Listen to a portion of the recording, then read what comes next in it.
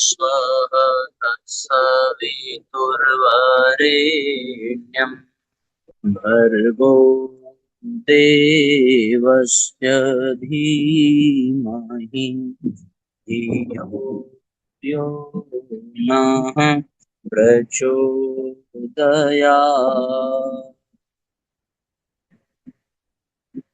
ॐ चैतन्यं शाश्वतं शान्तं व्योमातीतं निरञ्जनं नादबिन्दुकलातीतं तस्मै श्रीगुरवे नमः। ॐ योगपूर्णं तपोनिष्ठं वेदमूर्तिं यशस्विनं गौरवर्णं गुरुश्रेष्ठं भगवत्या सुशोभितं कारुण्यामृतं सागरं शिष्यभक्तादिसेवितं श्रीरामं सद्गुरुं ध्यायेत् तमाचार्यवरं प्रभुम्।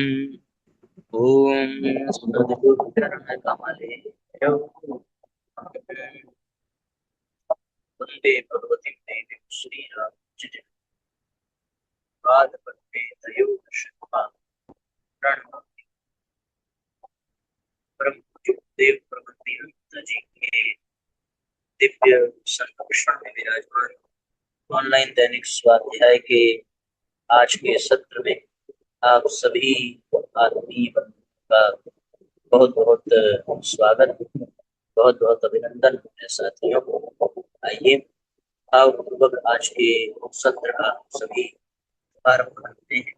सबको आवाज आ रही है अच्छे से, स्पष्ट सुनाई पड़ रहा है? वे अपना नाम और अपना स्थान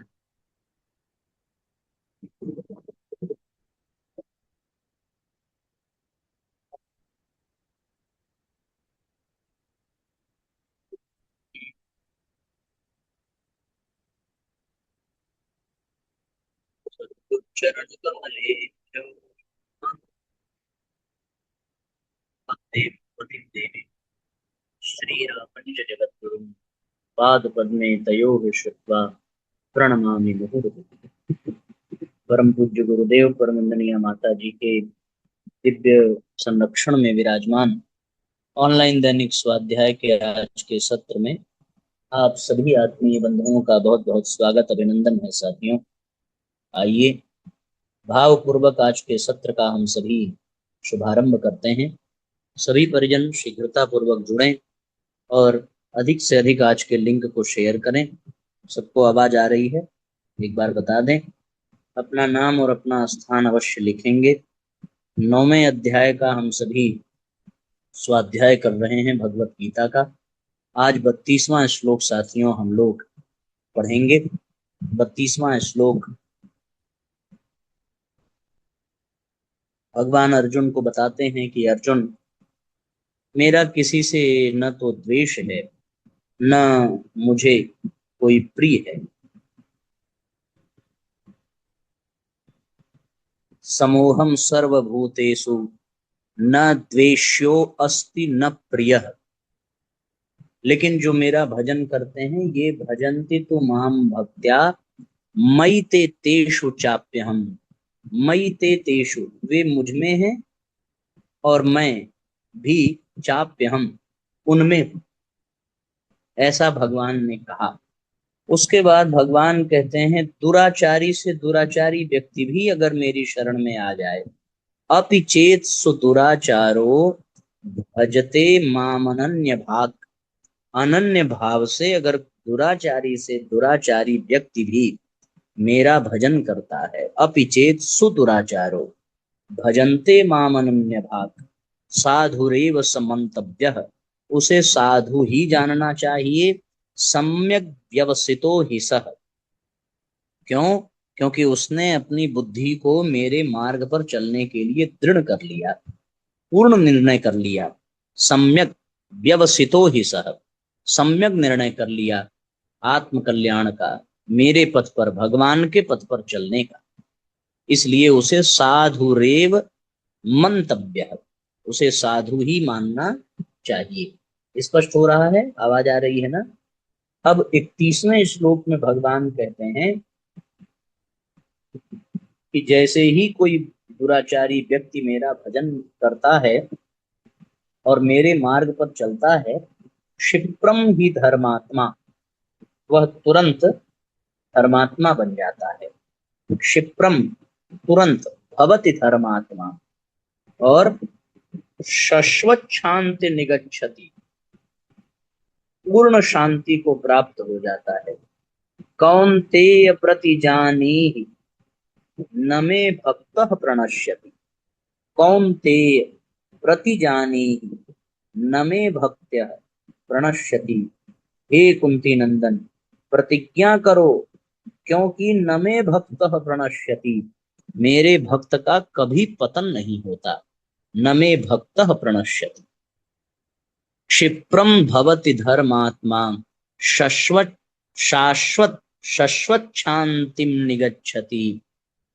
कौन्तेय प्रतिजानीहि न मे भक्तः प्रणश्यति, कभी पतन नहीं होता। यहां तक हम लोगों ने कल पढ़ा था। अब आज 32वें श्लोक साथियों, आइए प्रारंभ करते हैं 32वां श्लोक। माम हि पार्थ व्यपाश्रित्य येऽपि स्युः पापयोनयः, स्त्रियो वैश्यास्तथा शूद्रास्तेऽपि यान्ति परां गतिम्।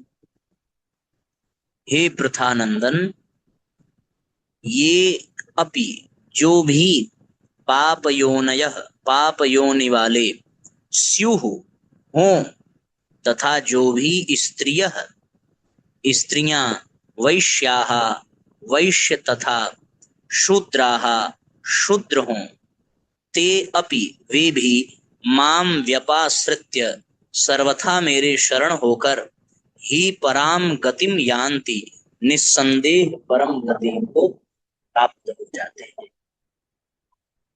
माम ही पार्थ, माम ही पार्थ, हे पार्थ, सर्वथा मेरे शरण में रह करके, व्यपाश्रित्य, ये भी, ये अपि, जो भी, पाप योनयः, जो भी पाप योनि वाले हों, चाहे वो स्त्री हो, चाहे वो वैश्य हो, चाहे वो शूद्र हो, शूद्रास्तेपि यान्तिम पराम गतिम, वे भी परम गति को प्राप्त हो जाते हैं। अब आइए इसकी व्याख्या सुनते हैं। आवाज सबको आ रही है ना? स्पष्ट हो रहा है? चलिए।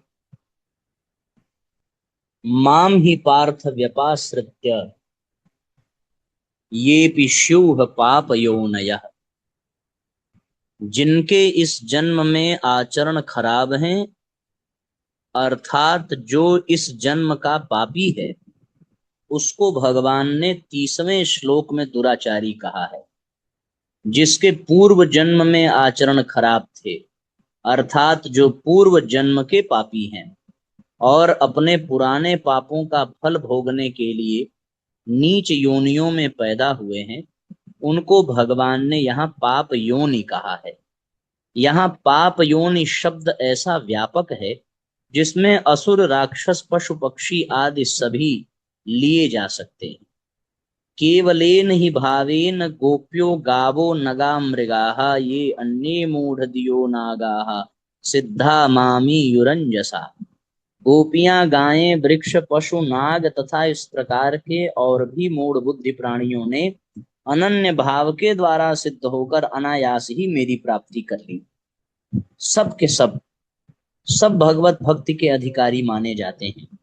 शांडिल्य ऋषि ने कहा है, आनिंद्य योन्यधिक्रियते पारंपर्यात् सामान्यवत्, अर्थात जैसे दया, क्षमा, उदारता आदि सामान्य धर्मों के मात्र मनुष्य अधिकारी हैं, ऐसे ही भगवत भक्ति के नीची से नीची योनि से लेकर ऊंची से ऊंची योनि तक के सब प्राणी अधिकारी हैं।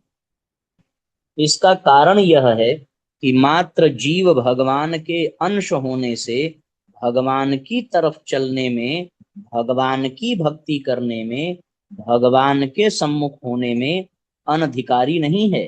प्राणियों की योग्यता अयोग्यता आदि तो सांसारिक कार्यों में है, क्योंकि ये योग्यता आदि बाह्य है और मिली हुई है तथा बिछोड़ने वाली है। इसलिए भगवान के साथ संबंध जोड़ने में योग्यता अयोग्यता कोई कारण नहीं है। अर्थात जिसमें योग्यता है वह भगवान में लग सकता है, और जिसमें अयोग्यता है वह भगवान में नहीं लग सकता। यह कोई कारण नहीं है। प्राणी स्वयं भगवान के हैं, अतः सभी भगवान के सम्मुख हो सकते हैं। तात्पर्य हुआ कि जो हृदय से भगवान को चाहते हैं वे सभी भगवत भक्ति के अधिकारी हैं। ऐसे पाप योनि वाले भी भगवान के शरण होकर परम गति को प्राप्त हो जाते हैं, परम पवित्र हो जाते हैं।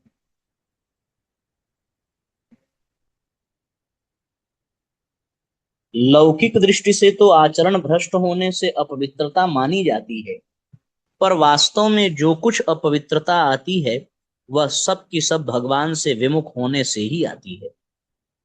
जैसे अंगार अग्नि से विमुख होते ही कोयला बन जाता है, फिर उस कोयले को साबुन लगाकर कितना ही धो लें तो भी उसका कालापन नहीं मिटता। अगर उसको पुनः अग्नि में रख दिया जाए तो फिर उसका कालापन नहीं रहता, वह चमक उठता है। ऐसे ही भगवान के अंश इस जीव में कालापन अर्थात अपवित्रता भगवान से विमुख होने से ही आती है। अगर यह भगवान के सम्मुख हो जाए तो इसकी यह अपवित्रता सर्वथा मिट जाती है और यह महान पवित्र हो जाता है तथा दुनिया में चमक उठता है। इसमें इतनी पवित्रता आ जाती है कि भगवान भी इसे अपना मुकुटमणि बना लेते हैं। जब स्वयं आर्त होकर प्रभु को पुकारता है तो इस पुकार में भगवान को द्रवित करने की जो शक्ति है वह शक्ति शुद्ध आचरणों में नहीं है। जैसे माँ का एक बेटा अच्छा काम करता है तो माँ उससे प्यार करती है, और एक बेटा कुछ भी काम नहीं करता प्रत्युत आर्त होकर माँ को पुकारता है, रोता है, तो फिर माँ यह विचार नहीं करती कि यह तो कुछ भी अच्छा काम नहीं करता, इसको गोद में कैसे लूं। वह उसके रोने को सह नहीं सकती और चट उठाकर गोद में ले जाती है। ऐसे ही खराब से खराब आचरण करने वाला प्राण, पापी से पापी व्यक्ति भी आर्त होकर भगवान को पुकारता है, रोता है, तो भगवान उसको अपनी गोद में ले लेते हैं, उससे प्यार करते हैं। इससे यह सिद्ध हुआ कि स्वयं के भगवान की ओर लगने पर जब इस जन्म के पाप भी बाधा नहीं दे सकते तो फिर पुराने पाप बाधा कैसे दे सकते हैं। कारण कि पुराने पाप कर्मों का फल जन्म और भोग रूप प्रतिकूल परिस्थिति है, अतः वे भगवान की ओर चलने में बाधा नहीं दे सकते। यहाँ स्त्रिय पद देने का तात्पर्य है कि किसी भी वर्ण की, किसी भी आश्रम की, किसी भी देश की, किसी भी वेश की, कैसी ही स्त्रियां क्यों न हो, वे सभी मेरे शरण होकर परम पवित्र बन जाती हैं और परम गति को प्राप्त होती है।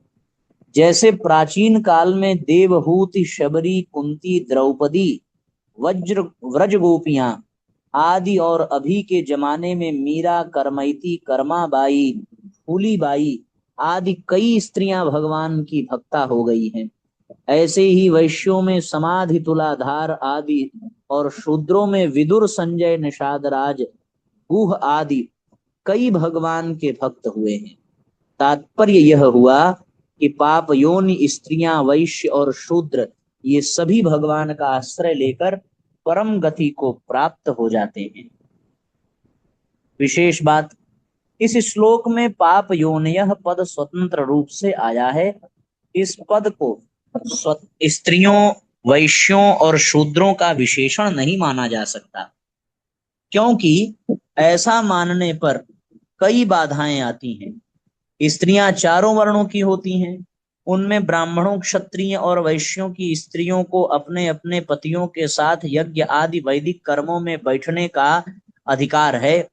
अतः स्त्रियों को पाप योनि कैसे कह सकते हैं? अर्थात नहीं कह सकते। चारों वर्णों में आते हुए भी भगवान ने स्त्रियों का नाम अलग से लिया है। इसका तात्पर्य है कि स्त्रियां पति के साथ ही मेरा आश्रय ले सकती हैं, मेरी तरफ चल सकती हैं, ऐसा कोई नियम नहीं है। स्त्रियां स्वतंत्रता पूर्वक मेरा आश्रय लेकर परम गति को प्राप्त हो सकती हैं। इसलिए स्त्रियों को किसी भी व्यक्ति का मन से किंचन मात्र भी आश्रय न लेकर केवल मेरा ही आश्रय लेना चाहिए। अगर इस पाप योनयः पद को वैश्यों की विशेषण माने जाए तो यह भी युक्ति संगत नहीं बैठता, क्योंकि श्रुति के अनुसार वैश्यों की पाप योनि नहीं मानी जा सकती। श्रुति के अनुसार पाप योनि वैश्यों को नहीं माना जा सकता। वैश्यों को तो वेदों के पढ़ने और यज्ञ आदि वैदिक कर्म करने का पूरा अधिकार दिया गया है। अगर इस पाप योनयः पद को शूद्रों का विशेषण माना जाए तो यह भी युक्ति संगत नहीं बैठता, क्योंकि शूद्र तो चारों वर्णों में आ जाते हैं। अतः चारों वर्णों के अतिरिक्त अर्थात शूद्रों की अपेक्षा भी जो हीन जाति वाले यवन, हूण, खस आदि मनुष्य हैं, उन्हीं को पाप योनयः पद के अंतर्गत लेना चाहिए। जैसे माँ की गोद में जाने के लिए किसी भी बच्चे के लिए मनाही नहीं है, क्योंकि वे बच्चे माँ के ही हैं, ऐसे ही भगवान का अंश होने से प्राणी मात्र के लिए भगवान की तरफ चलने में कोई मनाही नहीं है। पशु, पक्षी, वृक्ष, लता आदि में भगवान की तरफ चलने की समझ योग्यता नहीं है, फिर भी पूर्व जन्म के संस्कार से या अन्य किसी कारण से वे भगवान के सम्मुख हो सकते हैं। अतः यहाँ पाप योनयः पद में पशु, पक्षी आदि को भी अपवाद रूप से ले सकते हैं। पशु पक्षियों में गजेंद्र, जटायु आदि भगवत भक्त हो चुके हैं। मार्मिक बात, भगवान की तरफ चलने में भाव की प्रधानता होती है, जन्म की नहीं। जिसके अंतःकरण में जन्म की प्रधानता होती है उसमें भाव की प्रधानता नहीं होती और उसमें भगवान की भक्ति भी पैदा नहीं होती।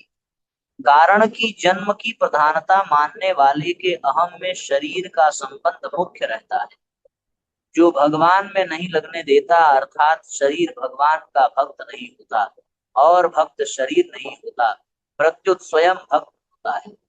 ऐसे ही जीव ब्रह्म को प्राप्त नहीं हो सकता, किंतु ब्रह्म ही ब्रह्म को प्राप्त होता है, अर्थात ब्रह्म में जीव भाव नहीं होता और जीव भाव में ब्रह्म भाव नहीं होता। जीव तो प्राणों को लेकर ही है और ब्रह्म में प्राण नहीं होते, इसलिए ब्रह्म ही ब्रह्म को प्राप्त होता है, अर्थात जीव भाव मिटकर ही ब्रह्म को प्राप्त होता है। ब्रह्मैव सन ब्रह्माप्येति, स्वयं में शरीर का अभिमान नहीं होता। जहां स्वयं में शरीर का अभिमान होता है, वहां मैं शरीर हूँ, शरीर से अलग हूँ, यह विवेक नहीं होता। प्रत्युत वह हाड़ मांस का मलमूत्र पैदा करने वाली मशीन का ही दास बना रहता है। यही अविवेक है, अज्ञान है। इस तरह अविवेक की प्रधानता होने से मनुष्य न तो भक्ति मार्ग में चल सकता है और न ज्ञान मार्ग में ही चल सकता है। अतः शरीर को लेकर जो व्यवहार है वह लौकिक मर्यादा के लिए बहुत आवश्यक है और उस मर्यादा के अनुसार चलना ही चाहिए, परंतु भगवान की तरफ चलने में स्वयं की मुख्यता है, शरीर की नहीं। तात्पर्य यह हुआ कि जो भक्ति या मुक्ति चाहता है वह स्वयं होता है, शरीर नहीं। यद्यपि तादात्म्य के कारण स्वयं शरीर धारण करता रहता है, परंतु स्वयं कभी भी शरीर नहीं हो सकता और शरीर कभी भी स्वयं नहीं हो सकता। स्वयं स्वयं ही है और शरीर शरीर ही है। स्वयं की परमात्मा के साथ एकता है और शरीर की संसार के साथ एकता है। जब तक शरीर के साथ तादात्म्य में रहता है तब तक वह न भक्ति का और न ज्ञान का ही अधिकारी होता है तथा न संपूर्ण शंकाओं का समाधान ही कर सकता है। वह शरीर का तादात्म्य मिटता है भाव से। मनुष्य का जब भगवान की तरफ भाव होता है तब शरीर आदि की तरफ उसकी वृत्ति ही नहीं जाती। वह तो केवल भगवान में ही तल्लीन हो जाता है, जिससे शरीर का तादात्म्य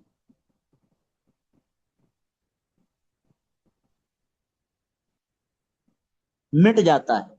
इसलिए उसको विवेक विचार नहीं करना पड़ता और उसमें वर्ण आश्रम आदि की किसी प्रकार की शंका पैदा ही नहीं होती। ऐसे ही विवेक से भी तादात्म्य मिटता है। तादात्म्य मिटने पर उसमें किसी भी वर्ण या आश्रम का अभिमान नहीं होता, कारण कि स्वयं में वर्ण आश्रम नहीं है, वह वर्ण आश्रम से अतीत है। परिशिष्ट भाव, जिसमें दूसरे का आश्रय नहीं, ऐसे अनन्य आश्रय को यहाँ व्यपाश्रय अर्थात विशेष आश्रय कहा है। पूर्व जन्म के पापी की अपेक्षा वर्तमान का पापी विशेष दोषी होता है। इसलिए पहले वर्तमान के पापी की बात कहकर अब इस श्लोक में पूर्व जन्म के पापी की बात कही गई। ये पिस्यूह पाप योनयः।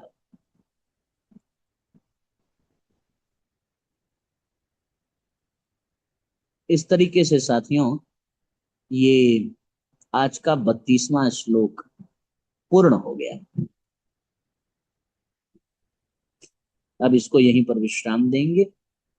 आइए क्रम को आगे ले चला जाए, सत्र को विराम दिया जाए। गायत्री मंत्र साथ साथ, किसी के मन में कोई जिज्ञासा हो तो अवश्य पूछेंगे। ओम भूर्भुवः स्वः तत्सवितुर्वरेण्यं भर्गो देवस्य धीमहि धियो यो नः प्रचोदयात्। सभी आत्मीय बंधुओं को बहुत बहुत प्रणाम। सबका मंगल हो साथियों। जय राम जी की शुभ रात्रि।